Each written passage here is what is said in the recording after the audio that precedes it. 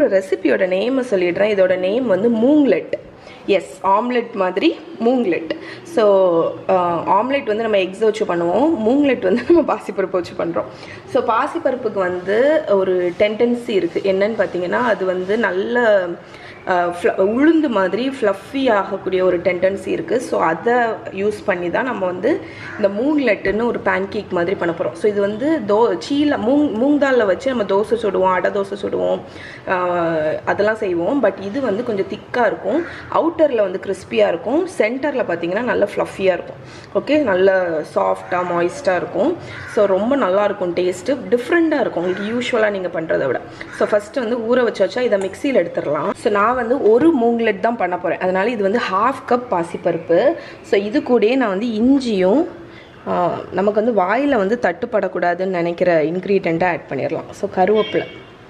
Okay, so இந்த ரெண்டுத்தையும் இது கூடயே ஆட் பண்ணி, உங்களுக்கு வேணும்னா பச்சை மிளகாவும் ஆட் பண்ணலாம். பட் நான் இந்த ரெண்டுத்தையும் ஆட் பண்ணி இதை வந்து அரைக்க போகிறோம். தண்ணி விடக்கூடாது, வேணும்னா தெளிச்சிக்கலாம் தண்ணி, ஆனால் கெட்டியாக நீங்கள் வந்து அரைக்கணும். ஸோ ரொம்ப ஸ்மூத்தாக இருக்கணும்னு இல்லை, ரொம்ப குறகுறப்பாகவும் இருக்கக்கூடாது. ஸோ மீடியமாட்டு அரைச்சி எடுத்துருங்க. ஸோ மிக்சியில் நான் எடுத்து அதிகமாக தண்ணி விடாமல் கொஞ்சம் கெட்டியாட்டு அரைச்சிட்டேன். ஸோ இதை வந்து இந்த மிக்சிங் பவுலில் ஆட் பண்ணிடலாம். ஸோ இது வந்து ஆக்சுவலி ஒரு மூங்லெட்டுக்கு கரெக்டாக இருக்கும். ஓகே, ஸோ இதை எல்லாத்தையும் வலித்து எடுத்துகிட்டு காணிக்கிறேன். ஸோ இந்த பவுலில் நான் வந்து இதில் கொஞ்சம் பெருங்காயத்தூள் போட்டுக்கிறேன். ஸோ டைஜஷனுக்கு வேண்டி இப்போ வந்து ஒரு ஸ்பூனை வச்சு இதை நல்லா இப்படி ஃப்ளஃபியாக பீட் பண்ணுங்கள். ஒரு 1 மினிட் இப்படி நல்லா அடித்து விடுங்க. ஸோ ஏர் வந்து நம்ம உள்ளே விப் பண்ண போகிறோம். ஓகே,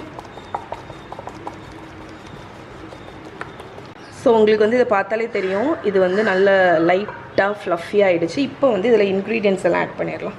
ஸோ ஆனியன், இந்த ஆனியன் எல்லாம் நீங்கள் வந்து கரெக்டாக ஃப்ரை பண்ணுற டைமில் ஆட் பண்ணுங்கள், ஏன்னா தண்ணி வரும் அதுலேருந்து. அதுக்கப்புறம் கொத்தமல்லி கீரை. ஸோ கொத்தமல்லி கீரை கொஞ்சம் ஜாஸ்தியாக தான் நான் போடுவேன். ஓகே, ஸோ இதை நல்லா மிக்ஸ் பண்ணியாச்சு. இப்போ உப்பு ஆட் பண்ணிடலாம்.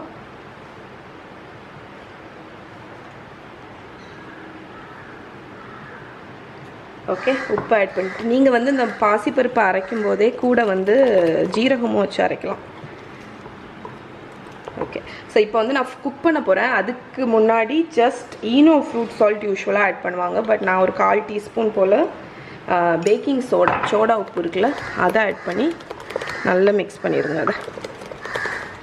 ஸோ அதை ஆட் பண்ணோன்னே உங்களுக்கு பேட்டர் வந்து லைட்டாகிடும். ஸோ குக் பண்ணும்போது அது வந்து ஃப்ளஃபி ஆகிடும். ஓகே, இதை நல்லா மிக்ஸ் பண்ணியாச்சு. இப்போ இதை குக் பண்ணலாம்.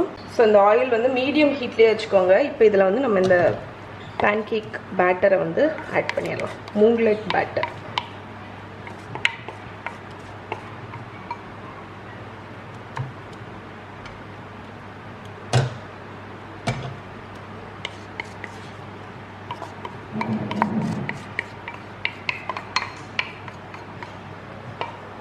ஸோ பேட்டர் ஆட் பண்ணியாச்சு. இப்போ இதை ஈவனாக ஸ்ப்ரெட் பண்ணிவிட்டு நம்ம ஒரு லெட்டு வச்சு மூடிடு. ஸோ இப்போ இதை ஒரு சின்ன லெட்டு வச்சு மூடி இதை வந்து ஒரு மீடியம் டு லோ ஃப்ளேமில் ஒரு 5 நிமிஷம் வரைக்கும் குக் ஆகட்டும். அதுக்கப்புறம் நம்ம திருப்பி போட்டுக்கலாம். ஸோ இப்போ வந்து ஒரு 4-5 நிமிஷம் லோ ஃப்ளேமில் குக் பண்ணேன். உங்களுக்கு சைட்லேயே ப்ரௌன் ஆகிருக்கிறது தெரியும். ஓகே, நான் தெரியுதில்ல. ஸோ இந்த டைமில் நம்ம இதை வந்து மெல்லமாக திருப்பி போட்டுடலாம். ஓகே, ஸோ திருப்பி போட்டுட்டு திருப்பியும் ஒரு 3-4 நிமிஷம் குக் ஆகட்டும். ஸோ இங்கே பாருங்கள், நம்மளோட பேன் கேக் சூப்பராக குக் ஆகிடுச்சு. ஸோ இந்த சைடும் குக் ஆனோடனே திருப்பி போட்டு மறுபடியும் இந்த சைடு ஒரு 2 நிமிஷம் குக் ஆகட்டும், கிறிஸ்பி ஆகும் உங்களுக்கு. ஓகே, ஸோ இங்கே பாருங்கள், நான் 2 சைடும் திருப்பி போட்டு நல்ல கோல்டனாக ஆகுற வரைக்கும் குக் பண்ணி எடுத்துட்டேன். ஸோ இப்போ இதை வந்து ரிமூவ் பண்ணிடலாம். ஓகே ஃப்ரெண்ட்ஸ், பாசிப்பருப்பை வச்சு சூப்பராக 3 விதமான ஸ்நாக்ஸ் உங்களுக்கு செஞ்சு காணிச்சாச்சு. ஸோ நம்மளோட மூங்லெட்,